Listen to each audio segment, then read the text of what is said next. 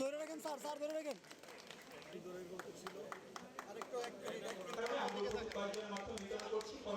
মাননীয় প্রধানমন্ত্রী জনাব তারেক রহমান নির্বাচনের আগে বলেছিলেন যে আমরা যদি সরকার গঠন করতে পারি, আল্লাহ তাআলা যদি আমাদের সরকার গঠন করার সুযোগ দেন, তাহলে আমরা কৃষক কার্ড দেব, কৃষকদের জন্যে বীজ দেব, সার দেব এবং কৃষি পণ্য বিতরণ করব। সেটার প্রমাণ পাইলেন আজকে? ধান মানে বীজ, তারপরে আপনার অন্যান্য বীজও পাবেন, এর পরবর্তীতে সার পাবেন, পাচ্ছেন। এগুলি সরকারের প্রতিশ্রুতি ছিল। 1.5 মাসও হয় নাই কিন্তু, তাই না? 2 মাসও হয় নাই।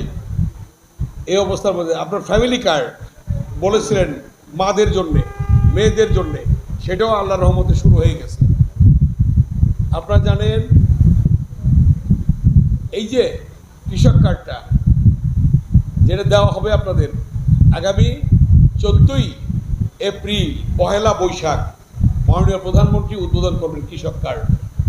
কৃষকরা কার্ড পাবেন এবং সেই কৃষক কার্ডের মাধ্যমে আপনারা বীজ, সার, কৃষি পণ্য পাবেন। আপনারা মাননীয় প্রধানমন্ত্রী জনাব তারেক রহমান সরকার গঠন করার পরে, প্রধানমন্ত্রী হওয়ার পরে আপনাদের যে কৃষি ঋণ ছিল অনেকের, 10,000 টাকা মওকুফ করছে না?